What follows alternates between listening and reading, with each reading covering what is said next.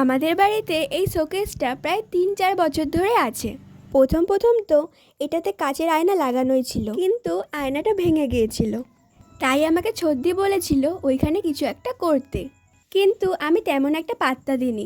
পরে ওখানে ফুল পাতা কিছুটা এঁকে রেখেছিল।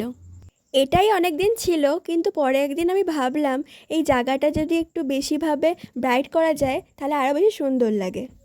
যেহেতু প্রথমে লাল রং করা ছিল, সেই কারণে প্রথমে কোনো কাজ করতে পারতাম না। এর জন্য আমি প্রাইমারে কোট দিয়েছিলাম। তাও একবার প্রাইমারে কোট করে হয়নি, আমাকে 3 দিন 3বার করে প্রাইমারে কোট লাগাতে হয়েছে। তারপরে সারফেসটা পুরো স্মুথ হয়ে গিয়েছিল। আর আমি যখন প্রাইমারের কোট করছিলাম তখন দিদিও কিছুটা আবদার করছিল যে ওখানে প্রাইমারের কোট করবে।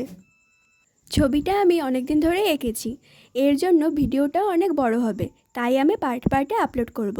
তোমরা দেখে নিও।